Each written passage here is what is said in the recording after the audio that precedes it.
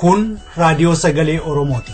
Raadiyoon sagalee Oromoo torbanitti guyyaa 3 wixata roobii fi sanbata galgala keessaa sa'a 7 hamma 7 walakkaatti kan isiniif darbu. Tamsaasni dambalii gabaabaa meetir baandii 16 yookaan kiiloo heerzii 17,850 fi karaa intarneetii oromovoice.org darbu kun amma jalqaba. Kun raadiyoo sagalee Oromooti. Akkam ooltan dhaggeeffattoota keenya. Kun raadiyoo sagalee Oromootiin kan isiniif darbaa jiru sagantaa keenya eebila 18 bara 2015ti. Qophiin keenya kaayyoon haala hokkora yeroo ammaa Yemen, Keeniyaa fi Afrikaa Kibbaa keessa jiru irratti kan xiyyeeffate. Qophiin keenya waarii mariis yeroo isaa eeggatee dhiyaata. Dursa kan dhiyaatu oduudha. Kan isin keessummeessu Lalisee Odaajootii amma oduu har'aaf gara dastuu duulaattiin isin dabarsa.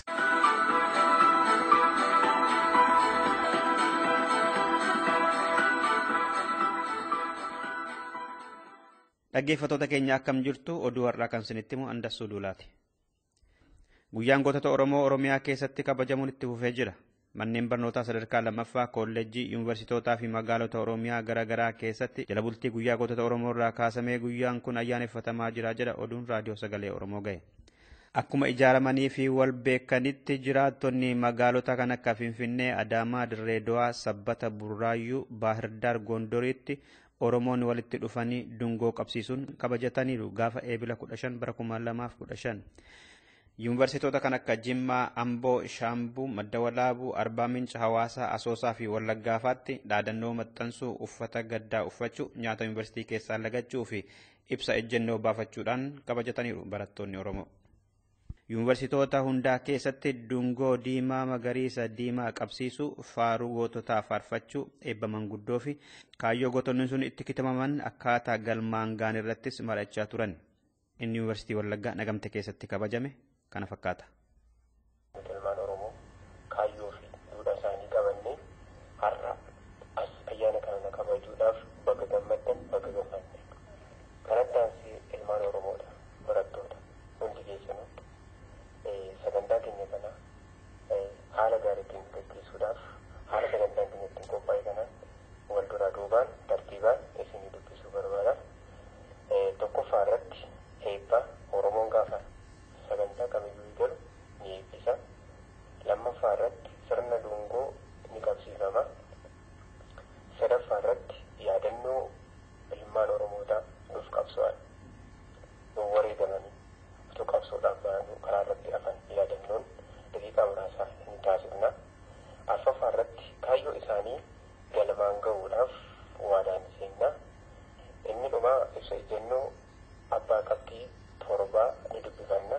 Kanaan boodatti eebbaan walgahii waan ayyaana keenya cufanna galatooma. Guyyaan goototaa kun har'a biyya Neezerlaandis magaalaa Misfoort keessatti hawaasa Oromootiin kabajatamee oole. Dhaggeeffattoota keenya guutummaa kana qophii keenya wixataa keessatti qabannee deebina. Manni bashannanaa muuziqaa Oromoo Finfinnee keessaa tokkichi ajaja mootummaa Itoophiyaatiin cufame. Yaaniikoo kilabiin akka cufamuu kan ajajamu bulchiinsa magaalaa Finfinneeti. Sababiin itti kennames magaalaa jeeqxanii kan jedhudha. Itoophiyaa keessatti addatti immoo Finfinnee keessatti kan mootummaan alaa gaazexaa fi raadiyoon Oromoo bilisa ta'e tokko hin jiru. Finfinnee keessaa manneen muuziqaa Oromoo gara 13 akkuma cufamanitti jiru. Oduun amma nu ga'e immoo Yaaniikoo kilabii deebi'ee banameeraa jedha. Itoophiyaan humna waraanaa dabalataa leenjistee gara kaaba kibbaa fi dhiya biyyattiitti bobbaaste.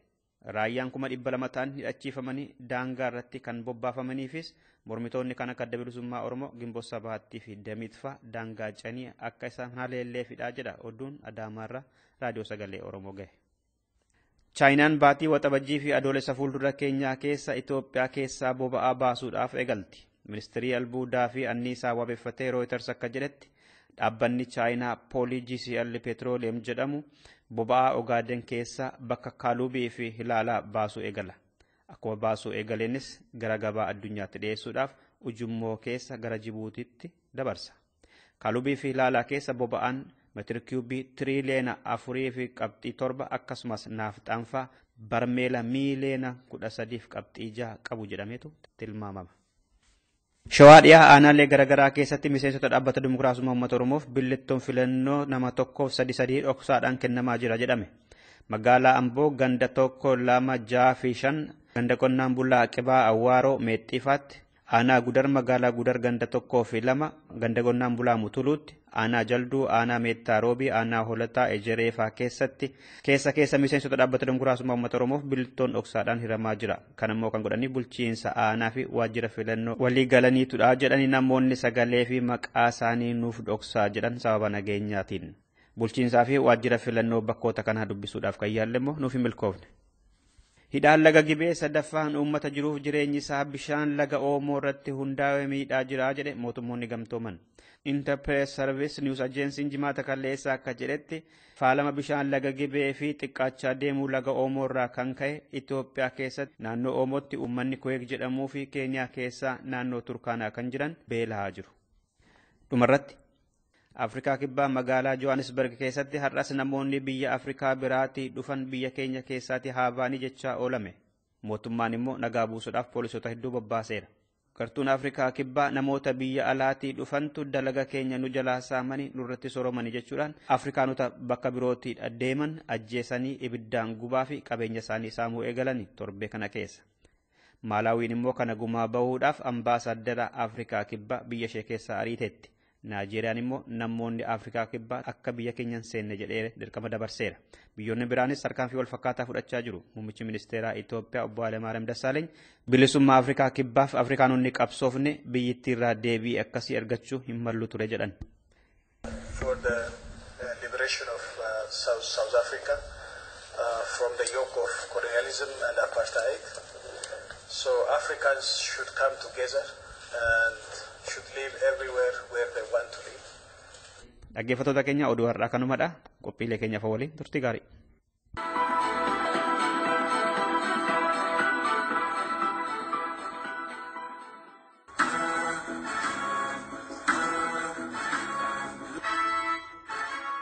Qophii kaayyoo.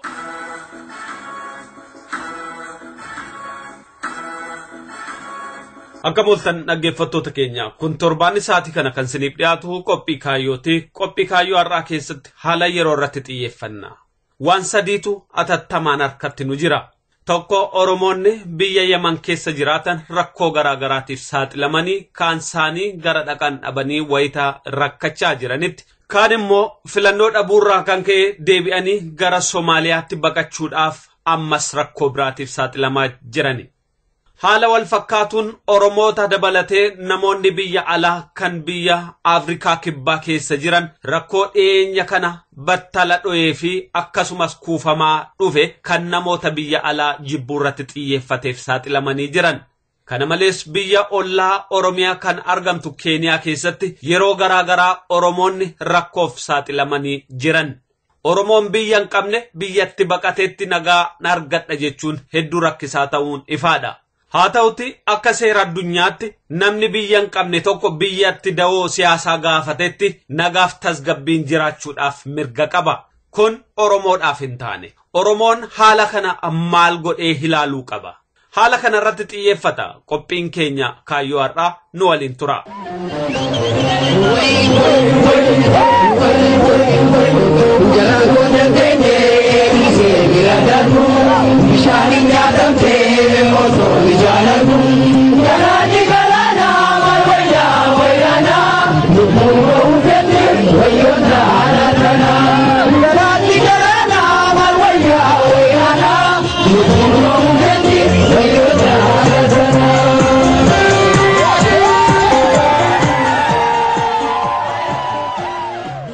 Wallee kana kan weellise hawwisoo waraana bilisummaa Oromooti. Hawwisoo waraana bilisummaa Oromoo intala Oromoo galaana Eden irratti garba keessatti qurxummii nyaatamte yaadaan argeetu waasii gochuu hin dandeenye jedhe weellise. Kun kan ta'e waggaa 2 dura ture. Haa ta'uti waggaa 2 duras waggaa 2 har'aas waggaa 2 dhufanis Oromoo irraa waan dhaabbatuu miti. Oromoon haga biyya ofii deeffatee abbaa biyyaa hin taanetti rakkoon kun ittuma jabaataa deema. Akka meestaatiksii biyya addunyaa kanarra ilaaltu lakkoofsi namaa baay'ee dabala. Waggama dhiyoo gabaabaa keessatti gara biiliyoona 9 ta'uu deema uummanni. Wanti akka ilma namaa rakasu hin jiru.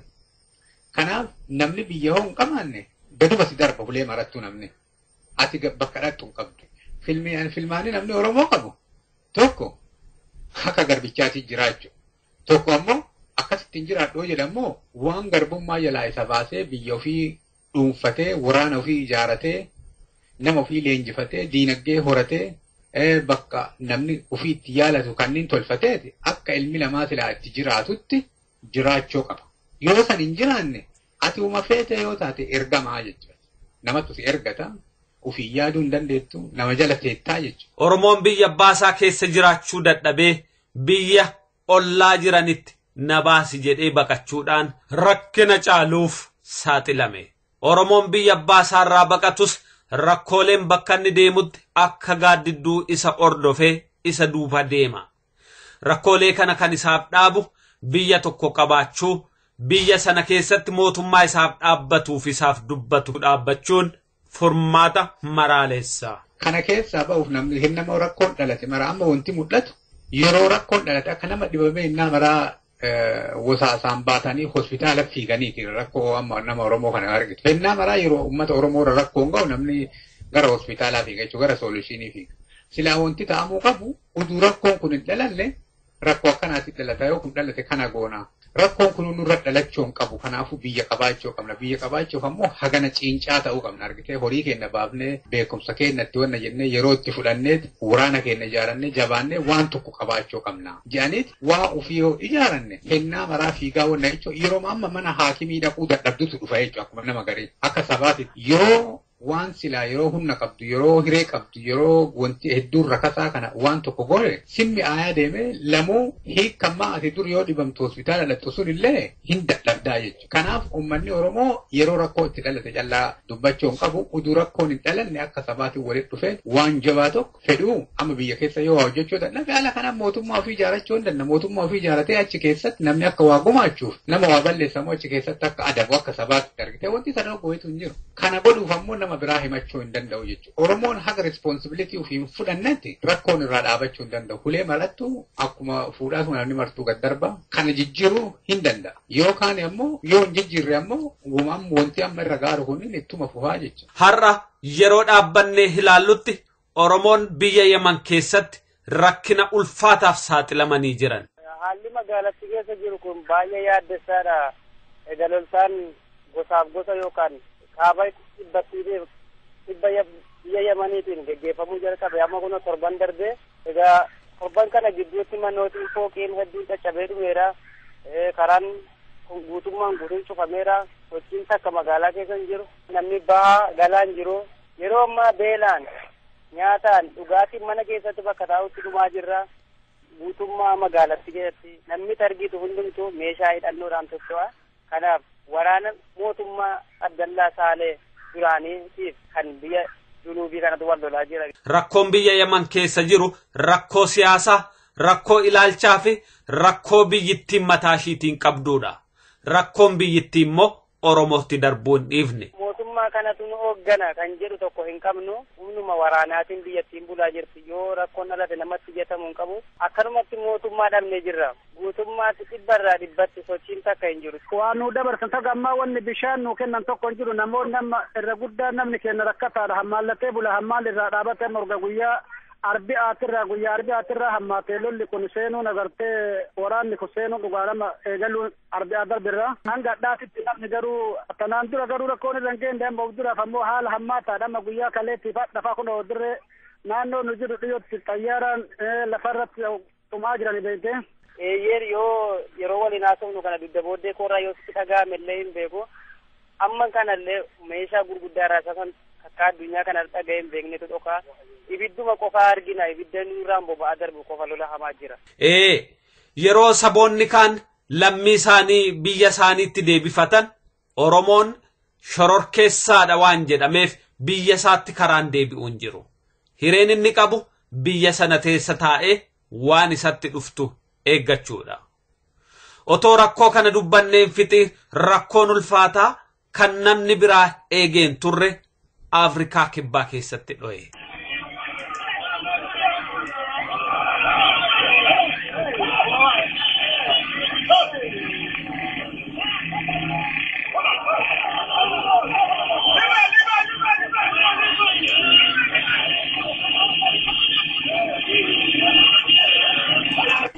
people say they do not want foreigners here. They say these foreigners are taking their jobs and their economic opportunities.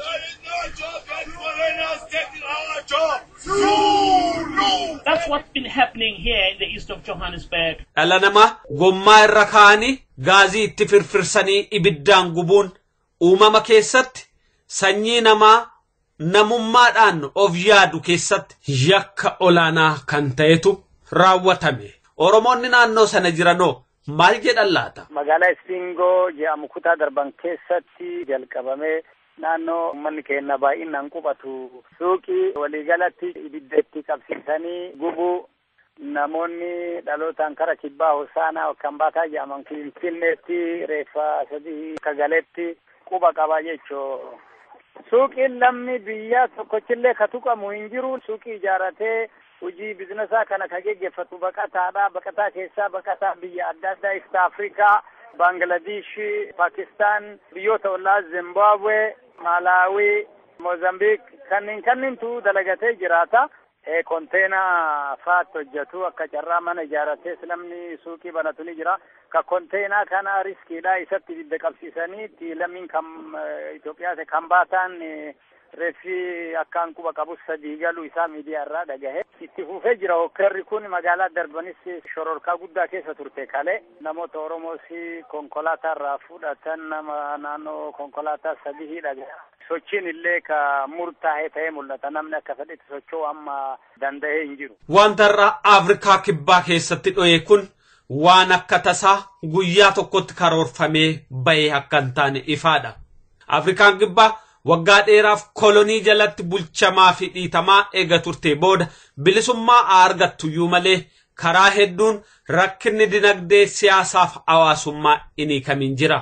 Rakkooleen kun kuufamee har'a baqattoota biyya biraa kan humna hin qabnetti akka isaan humna isaanii agarsiisan ta'ee jira. Rakkoon amma mul'ataa kun Yemeniin ta'ee kibba Afrikaa ta'ee Keeniyaa ta'ee biyyi biraallee warri amma miidiyaarra dhufanii jirre biyyi rakkoo adda addaa horataniiran hedduutu jira. Wanti kunneen waa hedduurraa burqaa gariin isaa rakkoon kama qara jirutu ol ba'a jechuudha. Yeroo dheeraaf waan adda addaatiin dhokateerutu ol ba'a jechuudha. Amma rakkoo amma kibba Afrikaa ta'ee kan Yemanii ta'ee waan tureeru rakkoon kun. Rakkoo siyaasaa. Rakkoon siyaasaa kun rakkoo namni martuu hiree qixa qabaachuu dhabuu fi mirga qixa qabaachuu dhabuu namni guruppiin hagawii yeroo dheeraaf jiruu addaa, jiruu gaarii, aangoo gaarii qabaateeti. Warri biraa ammoo yeroo dheeraaf jiruu garbummaa, jiruu rakkoo, jiruu nyaataaf dhuddoo dhabiitii keessa jiraateeti yeroo deebi'ee waliin makamu. Maal ta'a yeroo walii edaamtu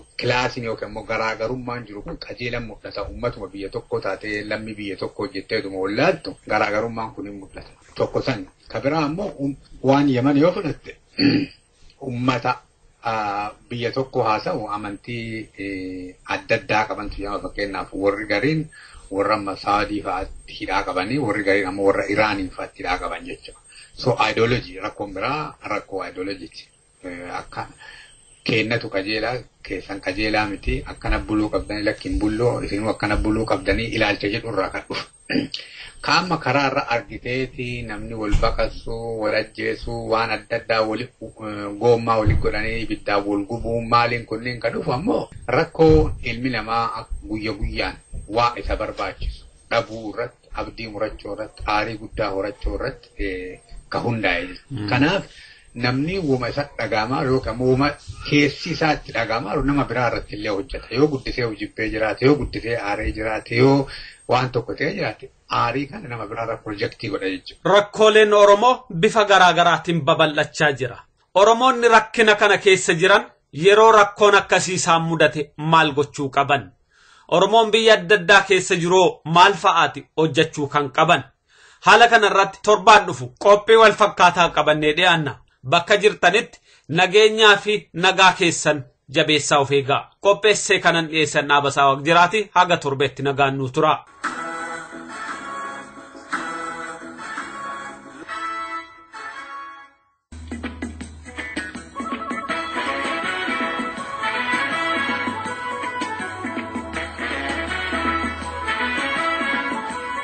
Dhaggeeffattoota keenya kabajamoo akkam ooltan kun qophii waarii marii. Qophiin waarii marii torbanetti guyyaa tokko isiniif dabru amma jalqaba qopheessee dhiyeessaan Jamaal Ibrahim.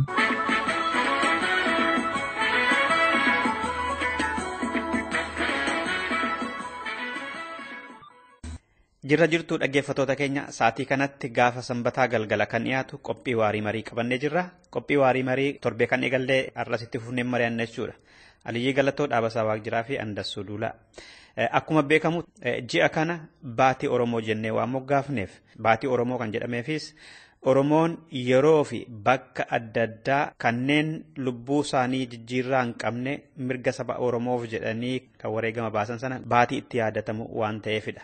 Dhimma kana ilaalchisee kutaa darbee keessatti Oromoon impaayera Itoophiyaa irratti gaaffii siyaasaa akka qabu kaafne garuu bilisummaa argachuudhaaf gatii kaffaluu qabu akka gahaatti akka kaffalaa hin jirre wanta qabsoo itti jiru kan immoo akka sirriitti beeksifataa hin jirre namni hundumtuu bakkaa fi yeroo jiru keessatti wanta godhuu malu otoo qabsoof gumaachee yeroo gabaabaa keessatti Oromoon bakka yaade ga'uu akka danda'u kan jedhudha kaafnee dubbataa turre. Har'a kutaa lammaffaan isaatti buufachuudha. Maarree nu waliin turaa bakka jirutti hunduu wanta barbaachisu tokko otoo godhee bakka fedhuu deemuudhaaf Oromoon yeroo dheeraa akka ittiin finnedha kakkaafte. Fakkeenyaaf amma yeroo jilli mootummaa Itoophiyaa gara biyya alaa kana dhufe hiriira guddaa ka godhee biyya isin jirtan Awustiraaliyaadha. Iddoo kaan itti mul'anne keessattuu Ameerikaa fa'aatti. Kun amma sati jettee fakkeenya ta'uu ni danda'a. Bakka jiranitti waa gochuu mee kana waliin qabsiisee dhaabasa. Oromoon bakka jedhamu jira amma fakkeenyaaf qabsoo goona yoo jedhame dirqama Oromiyaa keessatti qawwee galatanii galuu miti namni hundinuu garuu bakkuma jiranitti wanta danda'an kan qabsoo sana achi buutuu dandeessu kan humna godhuu danda'u irratti jira jechuun danda'ama akka sabaatti baay'ina qabnuun yoo laalle jechuudha baay'ina biyya alaa kana jiruun baay'ina biyya keessa jiruun yoo laalle jechuudha dhaabasa. Daataa of harkaa qabaachuu namarra jiraata garuu ani akka yaadutti hin jiru jedheen fudhadha. Maaliif dhugaa dubbii ta'e Oromoon biyyuma keessas ta'e biyya alaas ta'e iddoo garaagaraatti waan amma rakkina saba keenyarra gahaa jiru namni walqixa daataa hin qabu odeeffannoo walqixa jaa hin qabne walqixa hirmaachaa hin jiru dubbicha achirraa ka'a. Akkamitti namoota ol bunnaa akkamitti namoonni akka odeeffannoo walfakkaataa qabaatanii kaka'umsi isaanii dabalee rakkina saba isaanii kana furuu irratti akka hirmaatan yaaduurraa yoo ilaalle namni keenya ammallee hedduunsaa mooraa adda addaarra jira. Kun sababa itti ta'e mataasaa qabaa rakkina mataasaarraa kan ka'e gaafa. Iddoo baay'eetti yoo argine wanti godhamus baay'ee waan diinni keenya godhu waliin gitu.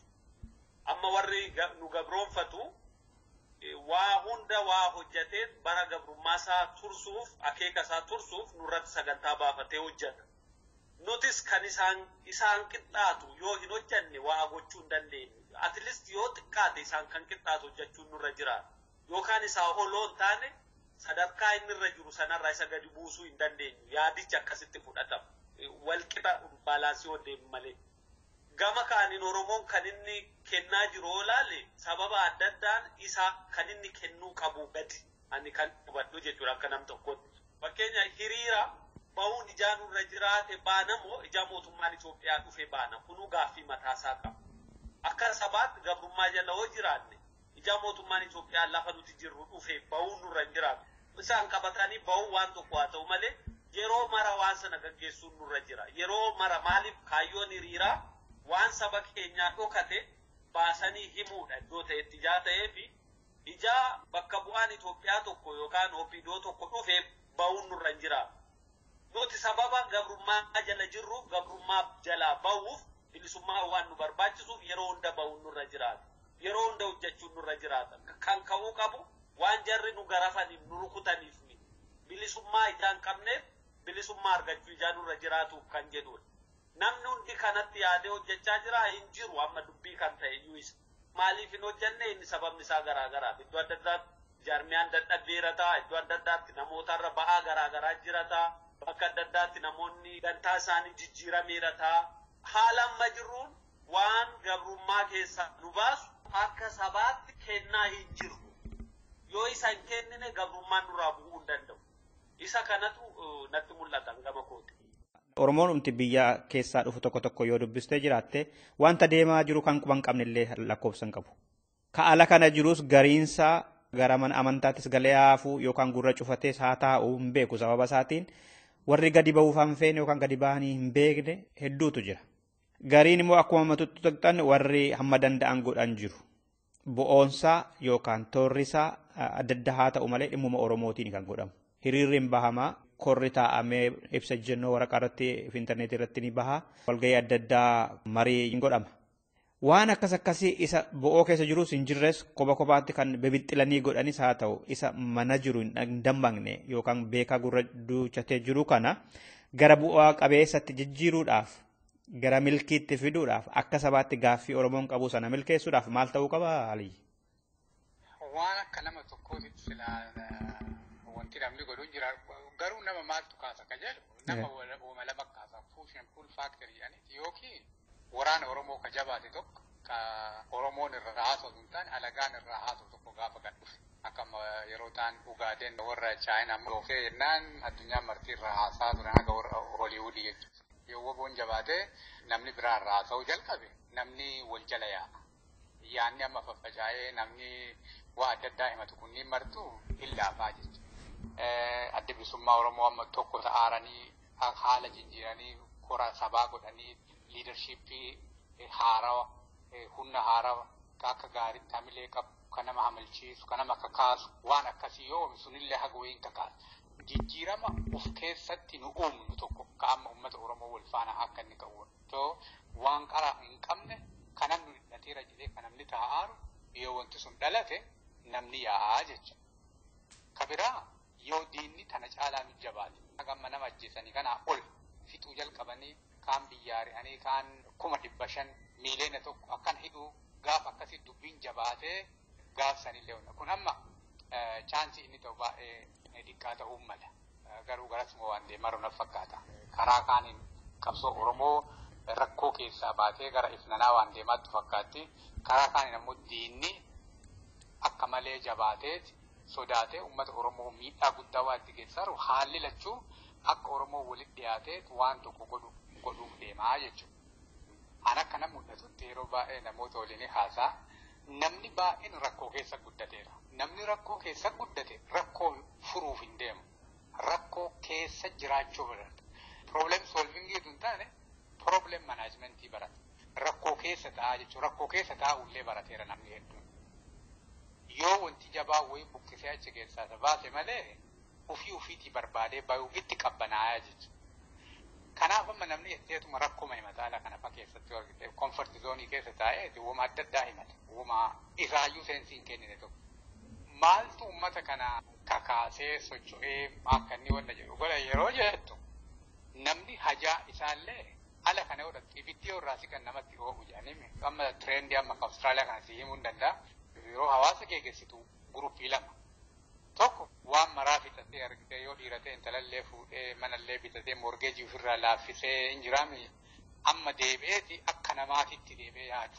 Tokko ammoo warra bakka keessatti ta'ee biyyatti rakkoo adda addaa irra ga'ee dhaadataa achii dhufan dhaamataa dhufantu jira. Injiraan akkana sinii goonaa jee warra bakka keessa jiru hidhaa keessa jiruun waraanaan akkana sinii goonaa yoo achi bayan akkana ta'a maalii ta'a jedhanii dhufantu jira. Warri kunniin haga waggaa tokko walakkaa haga waggaa lamaa ho'a guddaa qaban. Waan argatanillee gara sachi erganii horiillee hiriira waamtee hojii hojjedhu jetteeni waa himatan hin qaban waa hojjechuu malee. Warri waggaa lama ol as turaniiran yookiin ammoo waggaa 10 gad as jiran baay'een isaanii uf ijaaruu irra jiran saba ijaaruu irratti utuu hin taane jechuudha. Kanaaf yeroo baay'ee bakka waan nuti argitu jechuudha. Maaltu uummata kana akka inni hojjeteeti fiixa baasee wanti tokko akka gaariitti akka socho'u godha ka jetteefi takkaffaa wanti akkasii qulqullaa'ee kana hojjechuu qabna jedhee liidarshiippiin jabaan viizhinii gaarii itti mul'isee argitee waggaa 5 as deemu kana yoo akkana goone ABC fi SBS akkanatti waan kenna ganamaa galgala nurraa haasan yookiin ammoo United Nations keessa keezii kenna dhiyaata yookiin ammoo foreign policy akkanatti dhiibbaa goona maal jedhamee wanti akkasitti akka sabaatitti namni beekee magaala taa'eeru hin jiru maaliif yennaa maraa piroojeektiin nu hojjennu piroojeektii mootummaa Itoophiyaa uumu hiriiras ta'ee walgeettis ta'ee wanti baay'een ala kanatti unfortunately waan akkasitti argama. Haga uummanni ofirra hirkatee an kana yaaduu qaba, wanti kana yaaduuf kana, wanti nu goonu kana, wanti itti amannu kana, wanti waan kana fiixa baasu ammoo kana jedhanii ajandaa ofii qabaatanii ajandaa sanirratti amananii haga hin deemnetti kennaa maraa namuma ibidda dhaamsu tokko jechuudha. Ibidda dhaamsu kanarraa ol hin guddanne namni baay'een. Kanaaf wayyaanee himachoorraa waan bilisummaa Oromootiif barbaachisu haasa'utti yoo deebi jalla namni nu ka'u laga. Dhaggeeffattoota keenya mariin keenya hin xumuramne kanarra kanumaan xumurreerra.